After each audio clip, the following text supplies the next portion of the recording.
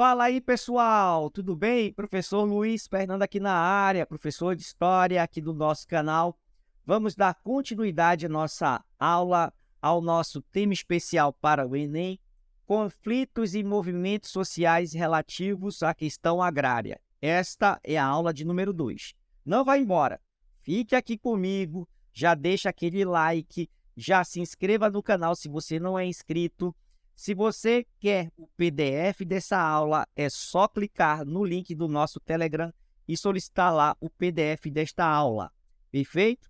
É de forma gratuita, eu vou ceder para vocês de forma gratuita. Estou cedendo essas videoaulas também de forma gratuita, você não vai pagar nada. O meu objetivo é te ajudar a você conquistar o seu sonho e adentrar em uma universidade federal pública. Perfeito? Através do Enem. Pessoal, vamos lá, sem mais delongas, vamos para dar a continuação da nossa aula número 2. Vamos que vamos! Então, pessoal, aqui nós temos os conflitos e movimentos sociais relativos à questão agrária. E eu trouxe de novo esse poema. Para quem já acompanhou a nossa primeira aula, eu não vou ler o poema, eu trouxe isso aqui justamente para a gente ficar refletindo que esse poema, essa letra de música feita lá na década de 60, ainda serve para a gente contextualizar e analisar o tempo passado, o tempo contemporâneo, quando foi escrito ela, as crises e tensões sociais relativos à questão agrária, tá? Inclusive na atualidade. Perfeito? Então, esse é um assunto bem recorrente e é um assunto bastante cobrado em prova. E qual é a relação que nós estamos fazendo dessa música com os nossos estudos anteriores? Foi em relação à Roma Antiga, as questões sociais da Roma Antiga. Perfeito?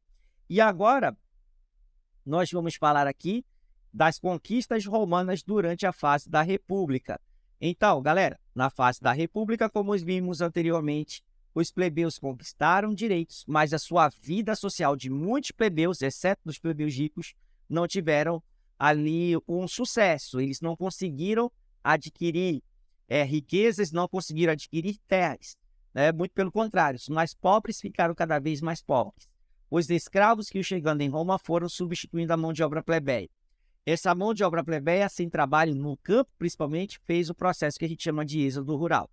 Apesar das conquistas de direitos políticos desses plebeus, só uma parcela deles foi beneficiada, os plebeus ricos. Inclusive, falamos aqui rapidamente do surgimento de uma nova classe privilegiada, que são os nobilitas, fruto do casamento de plebeus com patrícias. Mas, enfim, aqui nós temos, olha, o mapa da Roma Antiga. Vou aumentar aqui para vocês fixarem aí esse mapa. Não é o mapa do Império Romano, tá? Apesar de estar aqui do Império. Eu só quero trazer uma alusão ao que os romanos conquistaram ainda durante a fase da República, ok? A fase da República. Então, olha só. Promover, aqui o primeiro item, promover a formação de um império territorial, que levou a uma concentração de terras, dando origem aos latifúndios.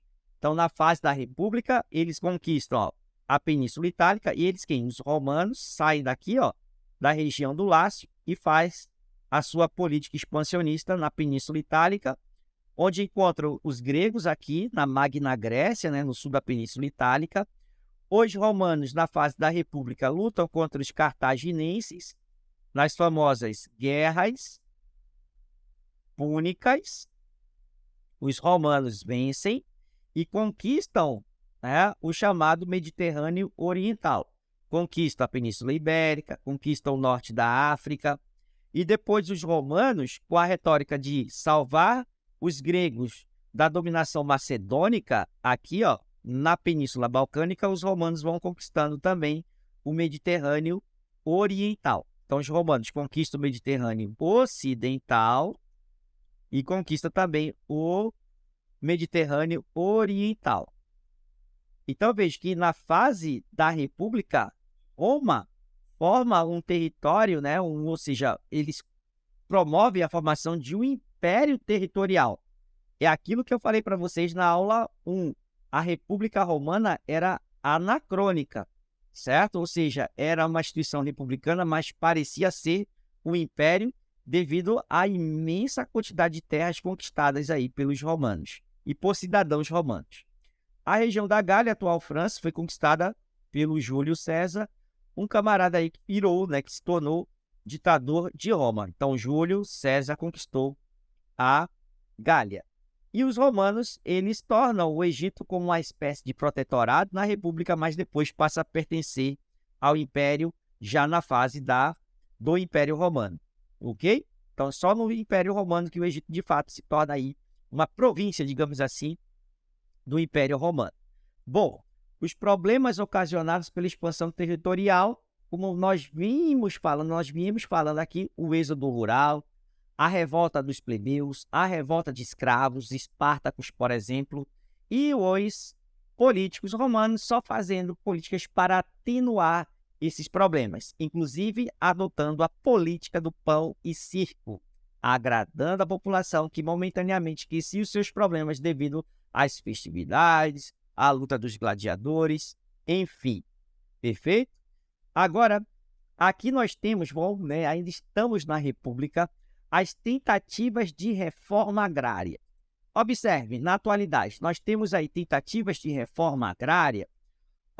Temos sim, na atualidade, os governos aí da história do Brasil, falando da democracia recente, de 1988 até os dias de hoje, nós tivemos aí, por exemplo, a criação de institutos para a reforma agrária, certo? A luta dos camponeses sem terra, ok? E agora a gente volta lá para o passado, as primeiras tentativas de reforma agrária, mas feita ainda na Roma antiga, certo? Aí nós temos, o Tibério Graco, as tentativas de reformas, né, dos irmãos Graco. Mas o primeiro irmão a tentar fazer uma reforma, foi aqui o Tibério, perfeito? Mas antes da gente falar aqui das reformas de Tibério, eu quero destacar esse texto aqui com vocês, que pode ser um texto base do Enem. Veja só, os animais selvagens espalhados na Itália têm cada um a sua toca, o seu esconderijo. E aqueles que combatem e morrem pela Itália têm apenas o ar e a luz, e mais nada, sem teto e sem casas, andam errantes com mulheres e seus filhos. Os generais mantêm quando, nas batalhas, animam os soldados a combater os inimigos, para a defesa dos túmulos e dos lugares do culto. Entre tantos romanos, não há um que possua um altar familiar, uma sepultura de antepassados. Guerreiam e morrem unicamente para o aumento do luxo e da opulência dos outros. São chamados senhores do mundo e não têm para eles um pedaço de terra. Então, bastante interessante aí esse texto do Tibério Graco, quando ele fala da sua tribuna, né, na sua assembleia, para o povo plebeu. Quem são vocês? São nada. Vocês lutam, vocês ganham, conquistam, mas não possuem terra. Isso não faz a gente lembrar um pouquinho da música do Chico Buarque de Holanda, baseado na obra do João Cabral de Melo Neto, né? O que fica para aqueles sertanejos? Né? Um latifúndio dividido, mas que eles não podem falar mais. Né? Um latifúndio que é grande para aquele corpo desnutrido, franzino, magrelo, ou seja, as tumbas, os túmulos desses retirantes. E aqui ele fala que os que guerreiam, os mais fortes, socialmente falando, conquistam terras e túmulos luxuosos. E o que os plebeus ganham em relação a isso? Nada. Então, faça a correlação, pessoal. É uma das nossas competências e habilidades. A gente saber interpretar a história no tempo e no espaço. Fazer as correlações. Perfeito? Então, é isso aí. Já deixa aquele like que eu acho que eu mereço, correto? Mas vamos que vamos aqui. O que Tibério Graco promoveu? Por exemplo, a limitação de terras ao máximo de 125 hectares. Como eu falei para vocês na aula 1, os patrícios nas conquistas romanas, generais, né, as famílias patrícias iam conquistando as maiores e melhores terras, iam se apoderando indevidamente das terras conquistadas por Roma. Eram terras públicas, eram ager públicas, ok? E o que o Tibério Graco propôs? Que os proprietários de terra que ocuparam essas terras indevidamente limitassem o tamanho do seu latifúndio ou de sua vila a apenas 125 hectares. E o resto deveria ser feito o quê? A distribuição para quem não tinha terra. Ou seja, ó, as terras recobradas pelo Estado, pela República, deveriam ser repartidas em lotes e distribuídas aos cidadãos. Mas o que aconteceu com Tibério Graco? Ele foi assassinado em uma conspiração promovida pelo Senado romano. Isso, ó, em 132 a.C.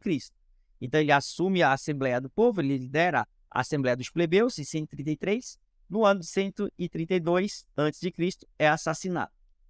É mais ou menos aí 10 anos depois, vem o irmão dele, o Caio Graco, 123. E Caio Graco vai tentar levar adiante as reformas do irmão. Então, o que o Caio Graco faz? Conseguiu a aprovação da lei frumentária, obrigava a distribuição do trigo à população por preços baixos. Ou seja, o Estado romano subsidiaria, né, o valor do trigo para vender mais barato para o povo. Só que os patrícios não aceitam. Perseguem o Caio Graco e Caio Graco, acuado e isolado, pediu para um de seus escravos o assassinar. Ok? Então, vejo que essas tentativas de reforma agrária mexeria, digamos assim, com peixe grande, com grandes latifundiários que não estavam dispostos a ceder o que eles tinham em excesso, nesse caso, a terra. E aqui, vejam, o camponês transportando mercadorias para vender na cidade, certo? Então, está aí, né, uma escultura, aí, né, um relevo do século I a.C., onde pessoas, artistas, viam os acontecimentos e retratavam aquele cotidiano através de relevos nos muros das cidades romanas, tá? Bom, galera, e aqui nós temos, ó, a crise da República Romana, já do século II e I a.C. Nós temos aqui os fatores que provocaram esse declínio da República Romana e até a usurpação, digamos assim. A usurpação não, seria leviano da minha parte. A entrega de poderes políticos a Otávio, um general, um político, né, que foi acumulando poderes até se tornar imperador em 27 a.C. Mas nós temos aqui, ó, conquistas romanas, famílias patrícias e de homens de negócio, enriquecimento, os nobilitas, por exemplo, camponeses, guerras, concorrência, etc. Empobrecimento dessa classe, conflitos sociais, patrícios querendo garantir seus privilégios e os plebeus pobres ou empobrecidos querendo ganhar privilégios. Então, esses conflitos sociais, já no século II e principalmente I a.C., provocou a formação de triunviratos. Primeiro triunvirato, segundo triunvirato, governo de 3, galera. Mas a gente não vai entrar em detalhes, porque isso não é muito importante, tá? Mas a instabilidade da República Romana no século I a.C. provoca a formação aí de guerras civis, principalmente de generais políticos, Júlio César, Pompeu, Crasso, depois o Lépido, Marco Antônio e Otávio entram em conflito também, o segundo triunvirato, e Otávio vence as tropas de Marco Antônio, onde ele vai conquistar o poder imperial. Ok? Então, nós temos aqui, ó, os conflitos sociais, instabilidade política, tensões entre patrícios e plebeus, generais mais poderosos, com mais poder político, vão conquistando a plebe, eles guerreiam contra outros povos, conquistam povos e riquezas e distribuem para o povo. Então, você vai ter uma anarquia, né, na República Romana. E essa anarquia promoveu guerras civis. E a partir dessas guerras civis, com o declínio do segundo triunvirato, Marco Antônio, Lépido e Otávio, Otávio vence as tropas de Marco Antônio, e aí você vai ter a formação do Império Romano. Então, galera, aqui basicamente o que eu tenho para vocês. A fase, né, uma cronologia do Império Romano. Vou aumentar aqui a tela, 27 a.C. a 476. Então, observe aqui, a gente vai dividir o Império Romano em duas partes. O Alto Império, que vai de 27 a.C. até mais ou menos aqui, ó, 284. Seria aí 3 séculos de Alto Império. Perfeito? Aí nós temos de Otávio Augusto a Diocleciano. Então, nesse período que rola rola a chamada Pax Romana. A Pax Romana, instituída por Otávio Augusto. A ideia era estabilizar as fronteiras do Império. Mas com a estabilização das fronteiras do Império, os gastos públicos promovidos por imperadores, embelezamento de Roma, construção de novas Romas, digamos assim, novas sedes do poder político dos imperadores ali pelo mar Mediterrâneo, todos esses gastos, entendeu? Promoveu o declínio do Império Romano. E a falta de guerra, com a política de paz e estabilidade do Império, a Pax Romana, o número de escravos em Roma foi diminuindo. E os romanos não sabiam fazer outra coisa a não ser utilizar a mão de obra escrava. Então era muito dependente dessa mão de obra. Compreende? Então uma crise econômica se instala em Roma. E aqueles que tinham condições de sair das cidades e irem para o campo, ou seja, para as suas vilas, foram para as suas vilas. Foram se estabelecer, foram se fixar, tá, nas suas grandes propriedades no interior da Europa. Ok? E acompanhavam esses patrícios ou homens ricos que tinham terras no interior da Europa, seus latifúndios, certo? Os plebeus acompanhavam eles, escravos, que na medida do possível eram libertados. Esses caras, eles ganhavam, ou melhor, arrendavam terras, são as colônias, mas nessas colônias eles vão ter que trabalhar para eles e para o proprietário da terra, ou seja, da vila romana, o latifúndio. Entendeu? Então, você vai ter o declínio de uma instituição política imperial do Ocidente romano, mas a concentração de terras e a exploração do trabalhador continua. Então, a gente vai ter a instituição do colonato. Então, colonos arrendam terra e têm a obrigação de produzir para ele e para o dono da terra, ou seja, o dono da vila romana. Certo? Embora que isso fosse combatido, esse sistema do colonato fosse combatido por imperadores romanos, eles não conseguiram impedir, não conseguiram, tá, fazer com que as pessoas ficassem nas cidades. Por quê? Porque a crise econômica estava se alastrando, a fome também, e em contrapartida nós vamos ter o quê? As invasões bárbaras. Então, com as invasões bárbaras, principalmente dos povos europeus que habitavam o norte do Império Romano, você tem que lembrar do nosso mapa. O mapa do Império Romano englobava aquela área toda verde, e nas regiões amarelas seriam os povos, a região dos povos bárbaros, que por necessidade avançam para dentro do Império Romano, provocando o declínio do Império Romano do Ocidente. Perfeito? Então, o Baixo Império aqui, ó, do Baixo Império, o que eu tenho para destacar para vocês? É o período do declínio do Império Romano, tá? Declínio do Império Romano do Ocidente. Mas olha só, aqui eu destaco para vocês. Diocleciano, ele fez a tetrarquia, dividiu o Império em 4 partes, tá? Mas não é o foco da nossa temática, essa questão política do Império Romano, a divisão do Império em 4 partes, a instituição da famosa tetrarquia, fracassou. Depois o Constantino conseguiu reunificar o Império. O pai dele começou, né? O pai dele, o Constâncio, iniciou o processo de reunificação, tá? Constantino consolida. Constantino, inclusive, deu tolerância religiosa para os cristãos, mas também não é o foco. A gente vai ter outras aulas em relação a isso. A questão da religiosidade, o cristianismo perfeito, intolerância religiosa é outro tema. Aguarda aí nas nossas aulas.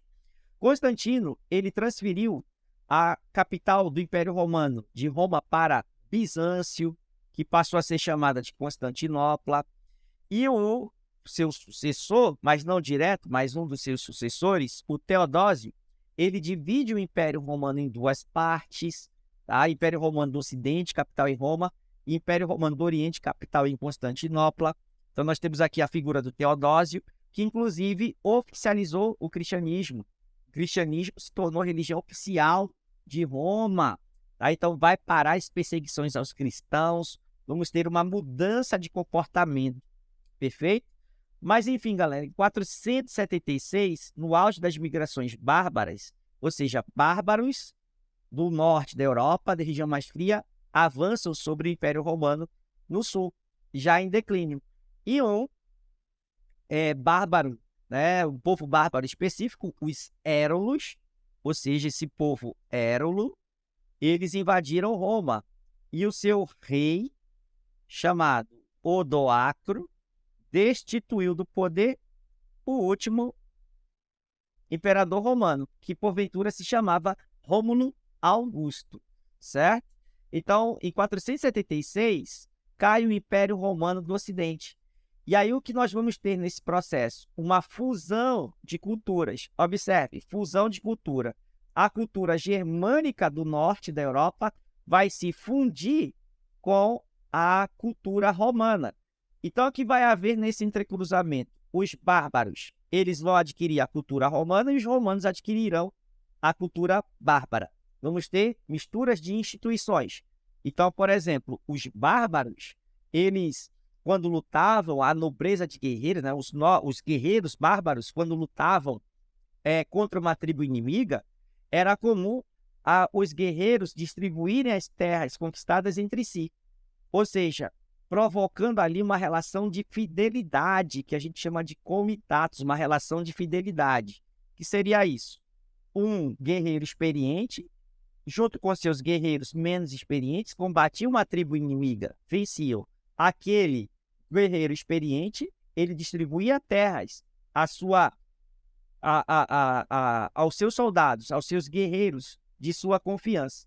Então, ao distribuir terra para os seus guerreiros de confiança, o que o guerreiro experiente queria? A fidelidade de seu povo. Então, você vai ter aí a instituição do comitatus, certo? É uma relação de dependência entre guerreiros, perfeito? Então, você recebe terra, você não arrenda a terra no mundo bárbaro ou no mundo germânico. Já voltando para Roma, os latifundiários, os donos das vilas romanas, os latifúndios, eles arrendavam terras, ou seja, arrendavam terras para os colonos, que, em troca de segurança e um local para sobreviver, eles tinham que trabalhar para ele e para o seu senhor, o colonato. Então, observem, o colonato e o comitatus se fundem. Colonatos e o comitatus se fundem. Nós vamos ter também a instituição do idioma do latim, que vai ser comum, né? E depois vai variar, vai haver a formação de idiomas vulgares, enfim, mas nós vamos ter o predomínio do latim. E nós vamos ter também o predomínio do cristianismo, porque aquela religião que se tornou oficial do Império Romano, a partir de Teodósio, essa instituição, ela não declina com a questão política do Império. O cristianismo, ele se fortalece. Então, pelo contrário, a política romana cai, mas a igreja romana fica, a igreja cristã do Ocidente. Então, ela vai fazer uma ampla expansão do cristianismo. Ela vai cristianizar o mundo bárbaro, perfeito? Então, boa parte dos bárbaros, eles vão se cristianizando e vão formando reinos bárbaros. Mas vejam, a relação agrária e o que consiste? No mundo bárbaro, só a nobreza de guerreiros recebia a terra por doação ou herança. Na instituição romana, as pessoas tinham que arrendar terra. Quem não tinha, tinha que arrendar, trabalhar para ele e para o seu senhor. Então, nós vamos ter o que nesse processo, pessoal? A feudalização da Europa, certo? A mistura, o sincretismo cultural romano-germânico, inclusive com a cristianização dos últimos, dos germânicos. Então, vamos ter a formação do feudalismo. Nós vamos ter a formação de uma Europa como nós a conhecemos hoje. Uma Europa branca, cristã e civilizada, que ao longo da Idade Média, eles vão ter seus conflitos sociais. Ao longo da Idade Média, vai haver a descentralização política, mas no século XIV, por exemplo, vai haver o processo, iniciado um pouco antes, mas vamos pegar o século XIV. Vamos ter o início do processo da centralização política, a fundação de monarquias na Europa Ocidental, formação de Portugal, a Espanha, a França e a Inglaterra. Mas como nós vimos nas nossas primeiras aulas de temáticas, né, sobre a questão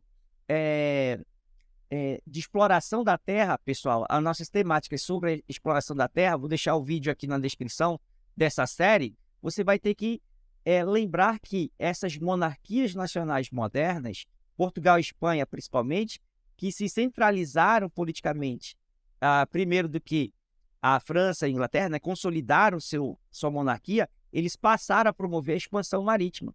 Então, aquela forma de explorar a terra na Europa vai ser transferida para os continentes americanos. Instituição de latifúndio e exploração dos trabalhadores que não tinham terra. Então, veja que o link dessa aula número 2, você vai ter que, né, ou seja, linkar com a nossa primeira temática, as nossas primeiras aulas aqui do canal História para Vencer para o Enem, certo? As temáticas sobre a exploração do homem para com a terra. Perfeito? Então, é isso aí.